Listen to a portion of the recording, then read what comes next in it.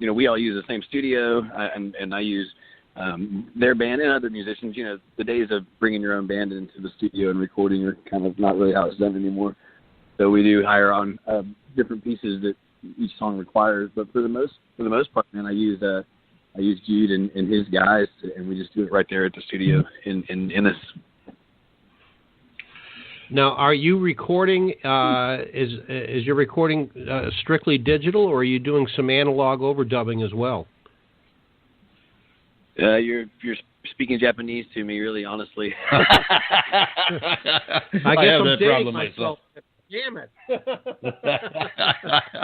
All right, yeah, I'm old.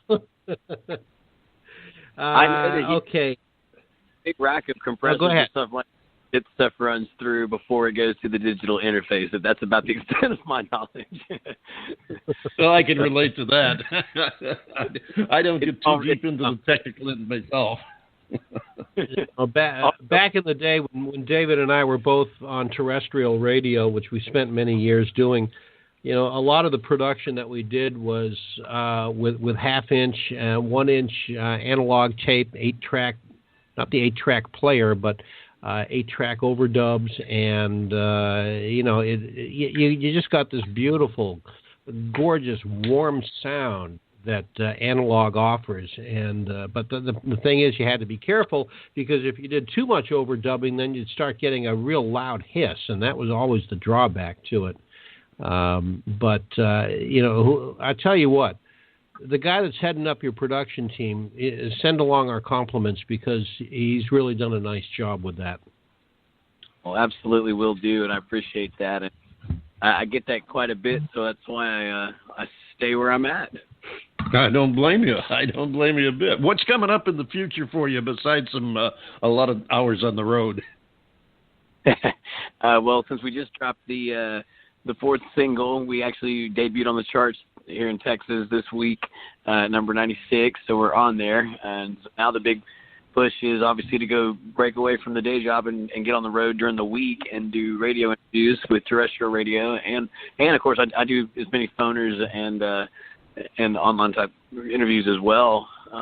Sure. But in order to do the terrestrial stuff, you have to they have the same hours that I work my day job, so that's a take vacation kind of thing, and hop in the truck and jump on the road. So the old-fashioned way. So we'll be burning up some vacation time here in the next couple of weeks after I finish mapping out. And I like to let it run on the charts for a couple of weeks, see who's playing it, who's not, and then target those areas where they're they are not adding it as quickly, and go see those guys so that those guys and gals will get to know us. Because like I said, this is my fourth release on Texas radio, and so I've done 2 weeks worth of touring, and there's no way to go see 160 stations in 2 weeks, obviously. So absolutely. There's a lot more out there that we've got to go visit. So that's the most that's the in the nearest future. That's the plan, to break away here in the next I'll probably wait 3 or 4 weeks, and then get on the road. And in the meantime, man, we just keep doing what we always do, which is play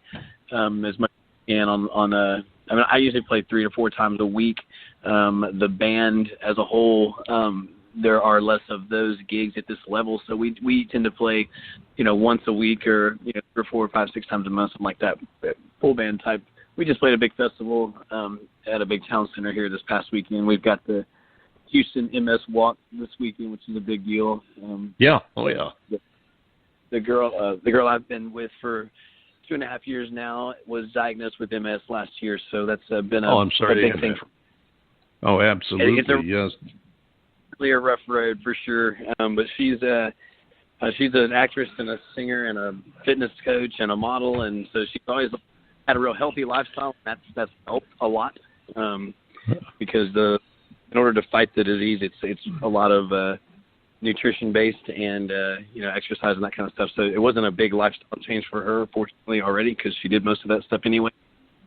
It's still a burden. Oh, it's still a challenge, definitely. Speaking of challenges, now we've touched on your challenge with working your music career aside from your day job, and of course that's got to be a special challenge when, like you were talking about, you want to get out there and beat up on the markets that haven't jumped on your tunes just yet, and at the same time, you don't want to slight the ones that are going for you. Did the storm situation interfere with your career much? So my other career is construction. I'm a construction manager. I'm actually managing it's a $63 million high-rise condo right in the Galleria, which is pretty close to the center of downtown Houston. And that particular project only suffered minimal damage, but the city, it was devastated.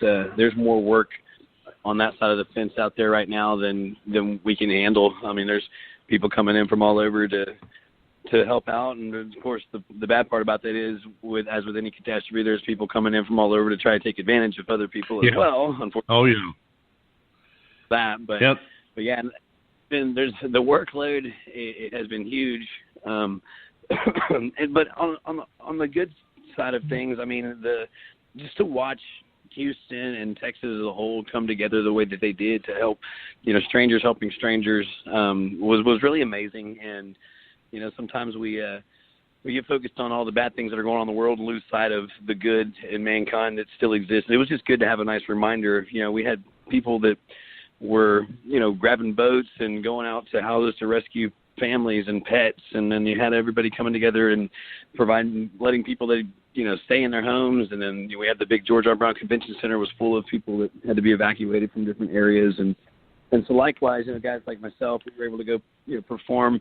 Like I went and performed down at the George R. Brown for thousands of people that had been evacuated and were stuck in this convention center, with nothing to do for weeks. And so we would organize, just concerts all day. It was really cool. We'd go in there and play for a couple hours, kind of cycle musicians, and if we weren't playing somewhere else, we'd go there and play for them. And so there's just a lot of opportunities to help out, and it was really cool to see everybody come. It's good that you're getting the chance to do that. And, of course, we're all sitting back watching your Astros take it to the Dodgers in the World Series, which will be over probably by the time this airs. But we're having a lot of fun watching some really exciting baseball. We want to thank you so much for coming by, sharing your time and your music with us. In the about 30 seconds we have left, if you would please tell us a little bit about this next song we're going to play called That Kiss. That Kiss was a song I co-wrote with a guy named Shane Stevens up in Nashville, Tennessee.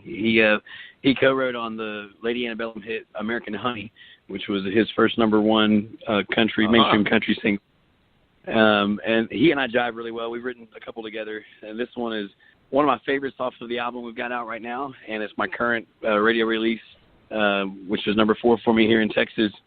And man, like I said, it's one of my favorites, so I was excited to get it out and get it on radio, and excited to see.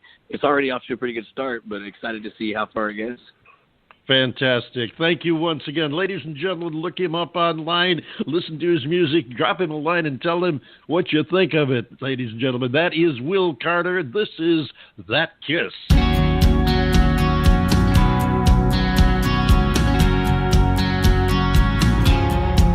It was a poolside party, the kind that goes past midnight. Ran out of a Bacardi, started sipping that box wine. I swear you came out of nowhere, Cinderella in the sunset. Puzzle pieces lost here and there, not really sure what happened next. I remember that Saturday night, full moon in the sky, you spinning in your sundress. I remember that wind in your hair, you dancing everywhere, being lost in your silhouette. I don't remember what I did to make you wanna let me lean on in, but I remember that kiss.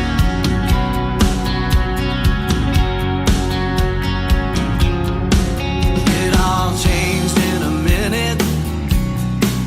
It never was the same again. Before I knew it, I was in it, so much deeper than I'd ever been. was a one-hit addiction, the last kiss I'd ever need. Don't quite remember who started it. It don't matter 'cause you're here with me. I remember that Saturday night, full moon in the sky, you spinning in your sundress. I remember that wind in your hair, you dancing everywhere, me lost in your silhouette. I don't remember what I did to make you wanna let me lean on in, but I remember that kiss.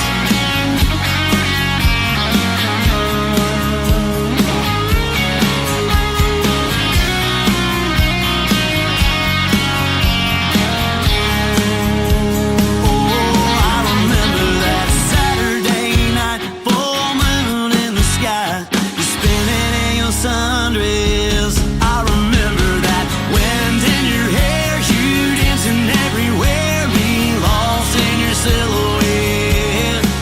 I don't remember what I did to make you wanna let me lean on in, but I remember that kiss.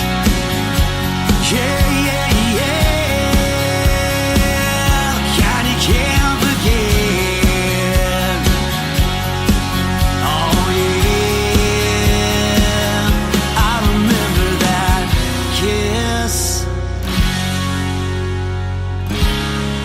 Well, there you have it, ladies and gentlemen. Will Carter right here on the David Bowers Awards.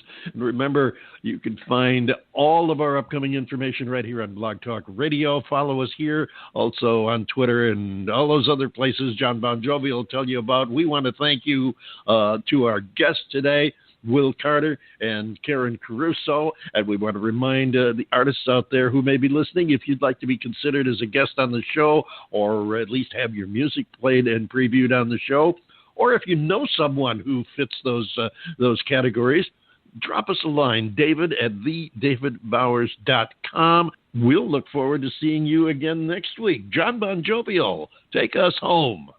Hats off to Will Carter. Guy's got a nice sound, real nice sound.